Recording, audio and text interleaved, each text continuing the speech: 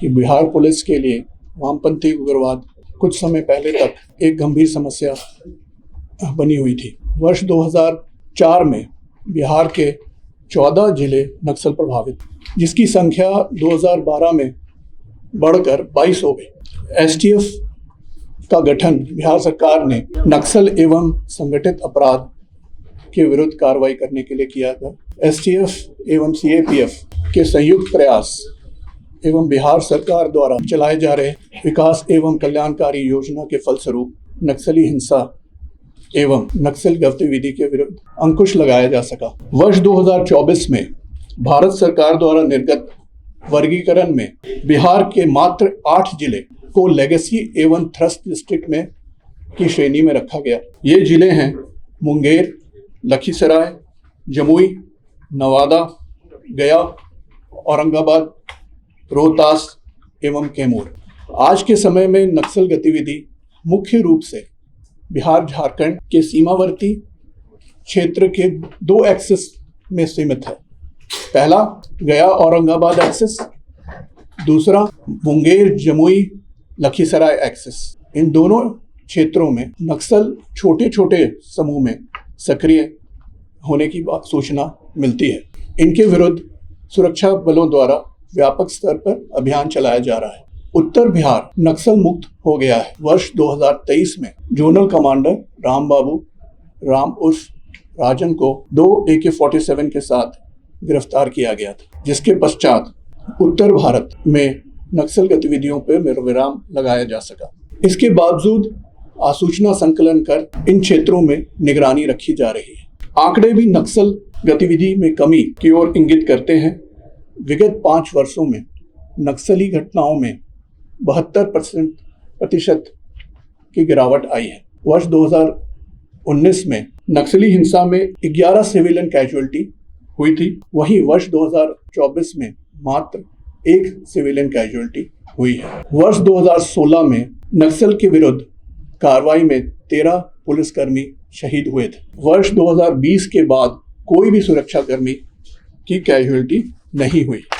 इस वर्ष नक्सली क्षेत्रों में हुए लोकसभा चुनाव एवं विधानसभा उपचुनाव में भी शांतिपूर्ण चुनाव संपन्न कराए गए। वर्ष 2022 में के प्रारंभ में 118 सशस्त्र दस्ता के सदस्य गिरफ्तारी हेतु वांछित थे, जिसकी संख्या वर्तमान में घटकर 18 हो गई। विगत कुछ वर्षों में की गई कार्रवाई को अगर देखें तो आसूचना आधारित नक्सल रोधी अभियान में विगत 3 वर्षों में पुलिस मुठभेड़ में 3 नक्सलियों को न्यूट्रलाइज किया गया एवं 397 कुख्यात नक्सलियों को गिरफ्तार किया गया, जिसमें कुल 18 इनामी नक्सली थे। इस दौरान 129 हथियार, 20,000 से अधिक कारतूस, 2,000 IED तथा 2100 किलोग्राम विस्फोटक जब्त किए गए। बरामद किए गए हथियार में 11 रेगुलर और 31 पुलिस से लूटे गए हथियार थे।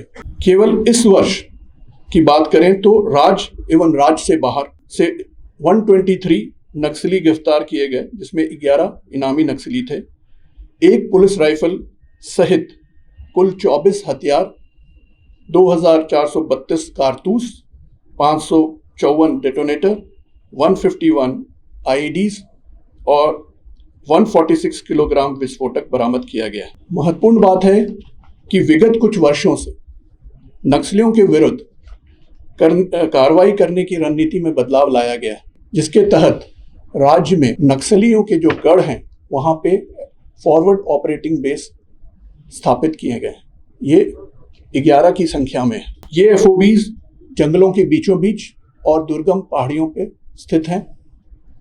इनके स्थापना से नक्सलियों के शरण स्थल को नष्ट करने में काफी हद तक सफलता मिली है तथा इन क्षेत्रों में पुलिस एवं सरकार का प्रभाव एवं नियंत्रण भी कायम किया जा सका है। झारखंड सीमा पर सिक्योरिटी वैक्यूम को भरने एवं नक्सली गतिविधियों पर रोक लगाने के लिए भविष्य में 5 FOBs स्थापित करने का निर्णय लिया गया है, जिस पे कार्रवाई चल रही है। माओवादी के वित्त पोषण रोकने की दिशा में भी कार्रवाई की गई है। अफीम की अवैध खेती माओवादी के वित्त पोषण का प्रमुख स्रोत है।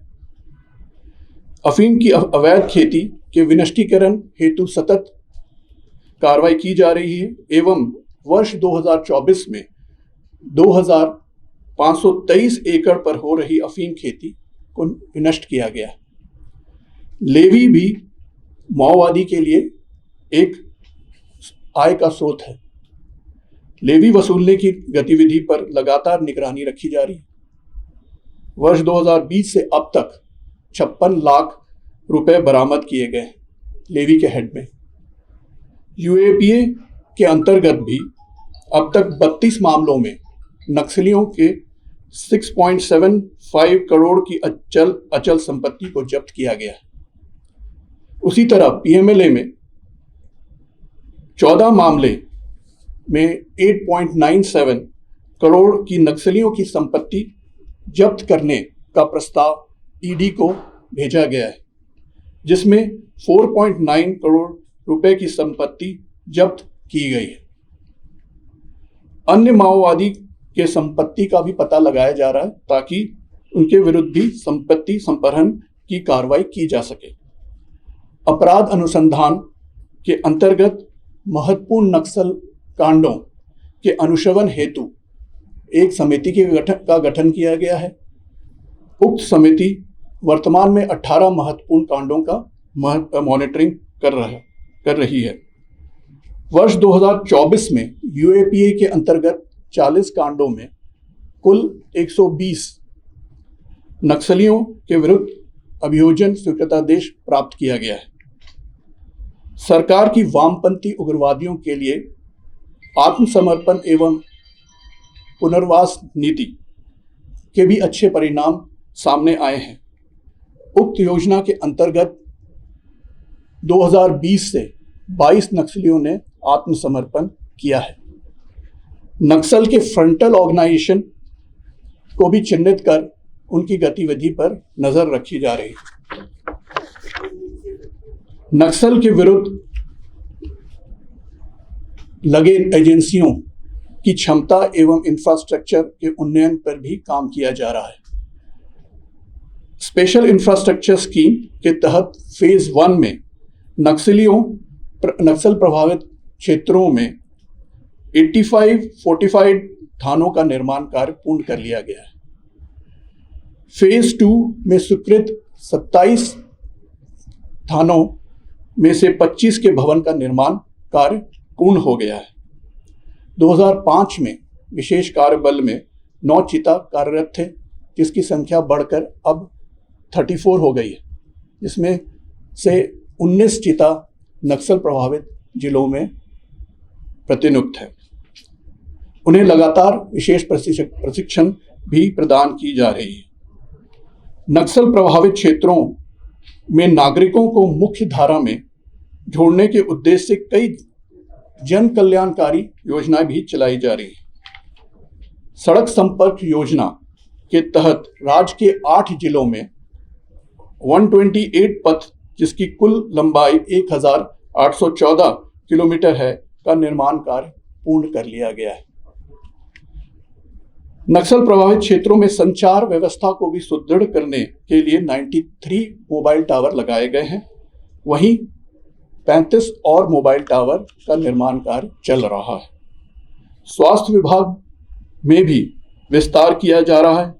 इसके अतिरिक्त स्वास्थ्य विभाग द्वारा नक्सल प्रभावित क्षेत्रों में समय समय पर स्वास्थ्य शिविरों का भी आयोजन किया जाता है। डाक विभाग के द्वारा भी इन क्षेत्रों में डाक घर की 163 नवीन शाखाएं खोली गई। प्रत्येक शाखा अपने क्षेत्राधिकार अंतर्गत आने वाली आबादी की बैंकिंग एवं वित्तीय आवश्यकताओं को पूरा कर रहा है। इन क्षेत्रों में बैंकिंग एवं एजुकेशनल फैसिलिटीज का भी विस्तार किया जा रहा है। भविष्य की कार्य योजना के तहत वर्ष 2025 में वामपंथी उग्रवाद पर कारगर अंकुश लगाने का हमारा लक्ष्य है, जिसके लिए बचे हुए शेष वांछित नक्सलियों को गिरफ्तार करने हेतु इंटेलिजेंस बेस्ड ऑपरेशन व्यापक स्तर पर किए जा रहे हैं। साथ ही इच्छुक नक्सलियों को आत्मसमर्पण करने के लिए भी प्रोत्साहित किया जाएगा। कुख्यात नक्सली जो जेल में बंद हैं, उनके विरुद्ध दर्ज कांडों में स्पीडी ट्रायल करने का भी योजना है। सक्रिय नक्सलियों के संपत्ति की भी पहचान की जा रही है ताकि पीएमएलए के तहत उन पर कार्रवाई की जा सके। जेल में बंद और जेल से छूटे हुए नक्सलियों पर कड़ी निगरानी रखी जा रही है ताकि वे पुनः नक्सली गतिविधियों में संलिप्त ना हों। इस वर्ष एसटीएफ का पूरा प्रयास रहेगा कि बिहार को वामपंथ उग्रवाद से पूर्ण रूप से मुक्त कराया जा सके।